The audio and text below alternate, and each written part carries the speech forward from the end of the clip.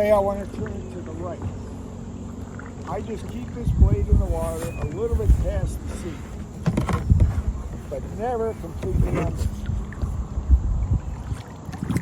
Just nice long stroke, turn like this, and I'm slowly going to the left. And I'm keeping my speed. Right. Just a little further.